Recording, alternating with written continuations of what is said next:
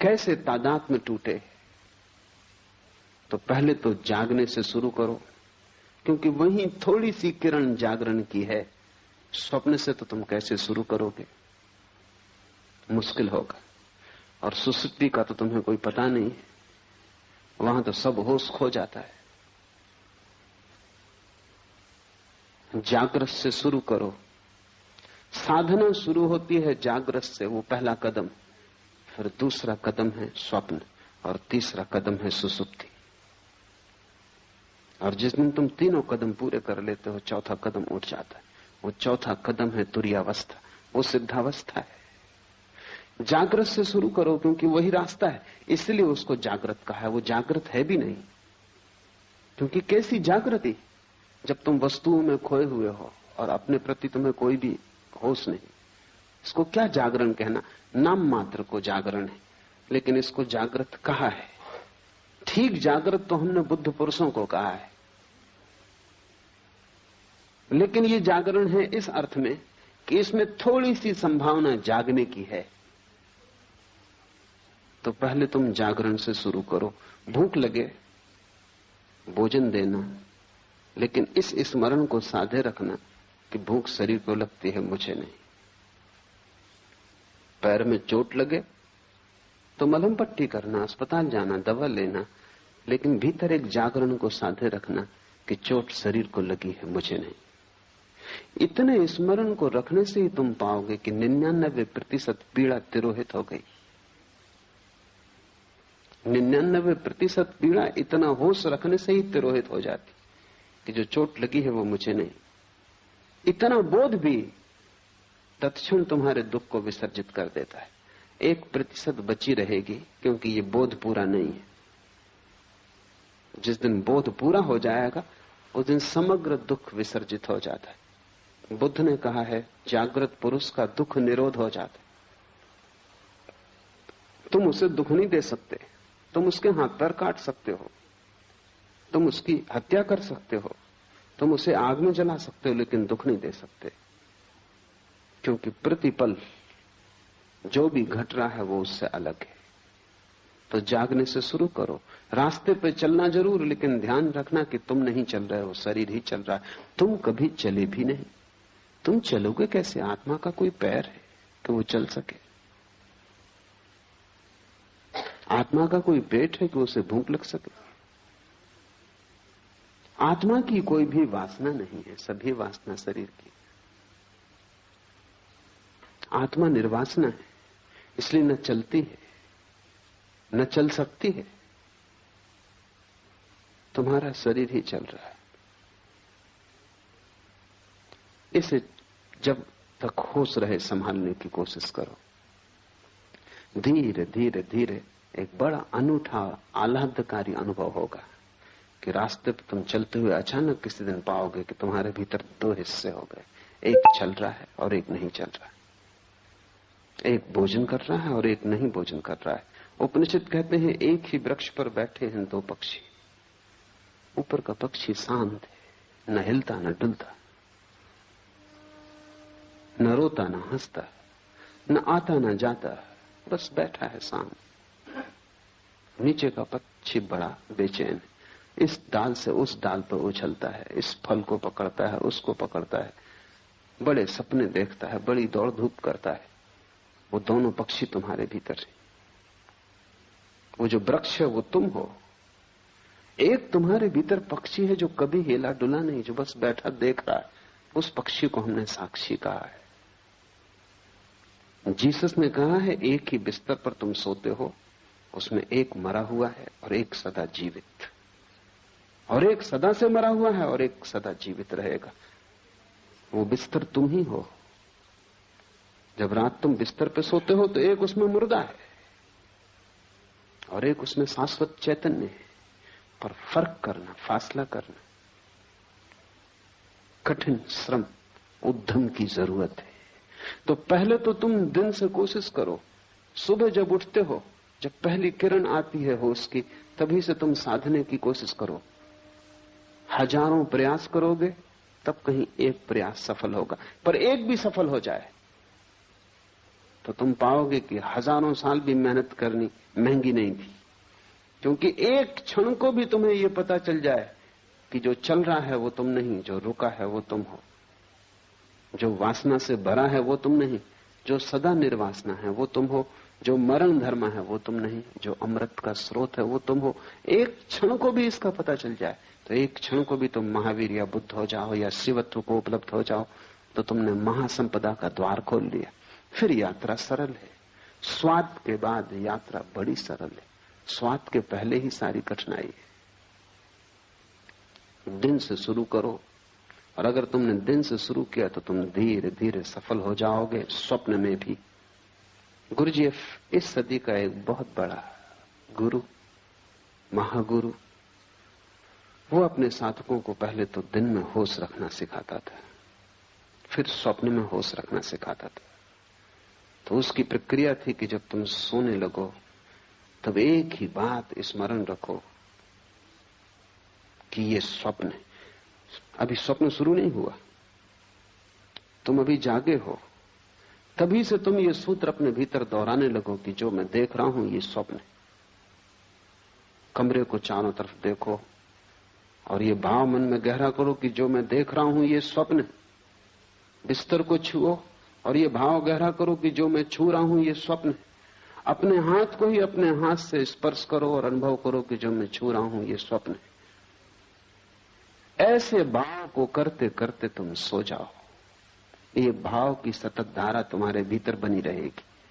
कुछ ही दिनों में तुम पाओगे कि बीच स्वप्न में तुम्हें अचानक याद आ जाता है कि ये स्वप्न है, और जैसे ही याद आता है स्वप्न उसी क्षण टूट जाता है। क्योंकि स्वप्न के चलने के लिए मूर्छा जरूरी है, वो बिना मूर्छा के स्वप्न नहीं चल सकता। बीच स्वप्न में तुम्हें याद आ जाएगा ये स्वप्न है और स्वप्न टूट जाएगा, और तुम इतने आनंद से भर जाओगे, उस आनंद को तुमने कभी जाना भी नहीं।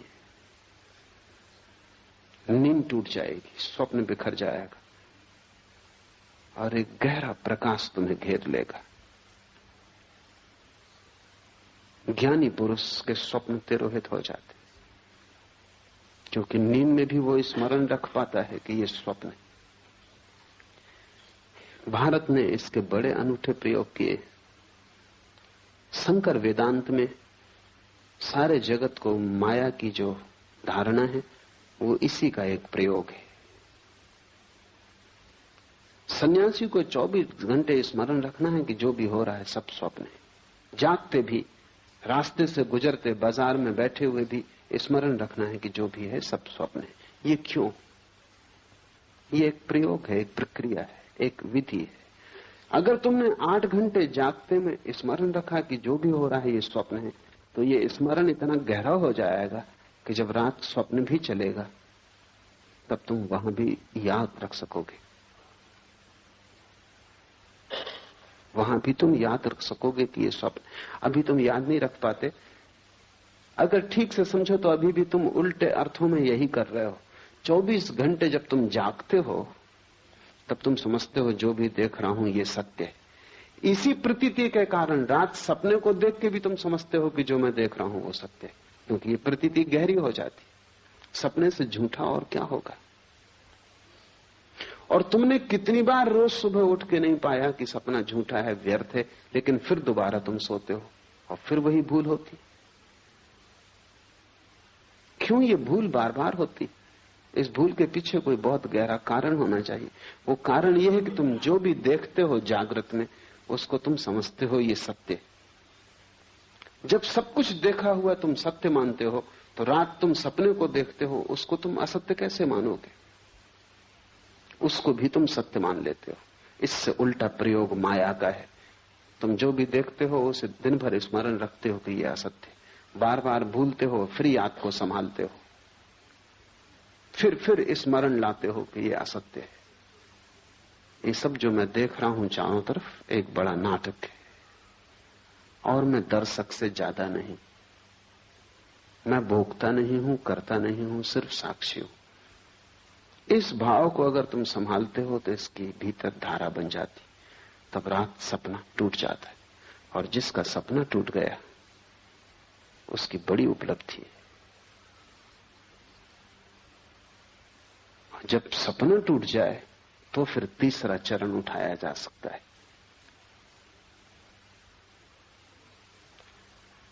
जब सपना टूट जाए तो फिर सुसुप्ति में होश रखने का चरण उठाया जा सकता है। लेकिन तुम्हें अभी बहुत कठिनाई होगी, सीधा उस प्रयोग को करना संभव नहीं, एक एक कदम उठाना पड़े। जब सपना टूट जाता है तब दृश्य कोई भी नहीं रह जाता। दिन में आंख खोल के तुम चलते हो, तुम कितना ही मानो कि जो देख रहे हो वो माया है, तो भी दृश्य तो बचेगा। तुम कितना ही, शंकर भी कितना ही कहते हो कि माया है, तो भी दीवाल से तो निकलेंगे नहीं, निकलेंगे तो दरवाजे से ही। कितना ही कहते हो सब माया है, कंकड़ पत्थर तो नहीं खाएंगे, खाएंगे तो भोजन ही। कितना ही कहते हो माया है, फिर भी तुम होगे तभी बोलेंगे, तुम नहीं होगे तो नहीं बोलेंगे। इसलिए बाहर के जगत के साथ तुम कितनी ही मान्यता को गहन कर लो कि ये माया है, बाहर का जगत तो बना रहेगा, मिट नहीं जाएगा। कोई पत्थर मारेगा फेंक कर तो सिर टूटेगा, खून बहेगा, तुम दुखी मत होगे, तुम पीड़ा नहीं लोगे, तुम कहोगे सब माया है, तुम अपने को दूर रखोगे, लेकिन फिर भी घटना तो घटेगी। लेकिन स्वप्न में एक अनूठी बात है, वो बिल्कुल माया है, इसलिए वहां एक अनूठा प्रयोग हो जाता है। जैसे ही तुम समझते हो कि सपना माया है, सपना खो जाता है, दृश्य विलीन हो जाता है। और जब दृश्य विलीन हो जाता है तभी दृष्टा के प्रति आंख जा सकती। जब तक दृश्य मौजूद रहता है तब तक तुम बाहर ही देखते हो, क्योंकि दृश्य आकर्षित करता रहता है। जब दृश्य खो जाता है, पर्दा खाली हो जाता है, पर्दा भी नहीं रह जाता, तब तुम अकेले छूटते हो। इसलिए ध्यानी आंख बंद करके ध्यान करता है, क्योंकि इस संसार को माया कहना एक विधि है। ये संसार वास्तविक है, ये तुम्हारे सोचने पर निर्भर नहीं। अगर ये स्वप्न भी है तो ब्रह्म का है, ये तुम्हारा स्वप्न नहीं है। लेकिन तुम्हारे निजी सपने हैं, वे रात में घटते हैं। इसलिए बड़ी क्रांतिकारी घटना तो तब घटती है जब तुम निजी स्वप्न को तोड़ देते हो। आकाश खाली हो जाता है, वहां देखने को कुछ नहीं बचता। नाटक समाप्त हुआ, घर जाने का वक्त आ गया। अब तुम करोगे भी क्या बैठे बैठे? इस घड़ी में अचानक आंख मुड़ती है, क्योंकि बाहर कुछ भी खोजने को नहीं रह जाता, देखने को नहीं रह जाता, सोचने को नहीं रह जाता, कोई दृश्य नहीं बचता। तो जो ऊर्जा दृश्य की तरफ जाती थी वो स्वयं की तरफ मुड़ती। स्वयं की तरफ मुड़ती हुई ऊर्जा ही ध्यान है। और जैसे ही स्वयं की तरफ मुड़ती है तब तुम सुसुप्ति में भी होश रख सकते हो, क्योंकि तुम तो होते हो। संसार नहीं होता सुसुप्ति में, स्वप्न नहीं होता सुसुप्ति में, क्योंकि तुम दोनों को देखने में अटके थे, इसलिए सुसुप्ति में बेहोशी रहती थी। अब तुम्हारी अटक टूट गई, अब दृश्य से तुम्हारा कोई संबंध न रहा। अब दृश्य के बिना भी तुम हो सकते हो। अब दिया जलता है, उसकी दिए को कोई फिक्र नहीं कि दिए के प्रकाश में कोई गुजरता है या नहीं गुजरता। अब तुम्हारा जीवन भीतर की तरफ मुड़ेगा, तब तुम सुसुप्ति में जाग जाओगे।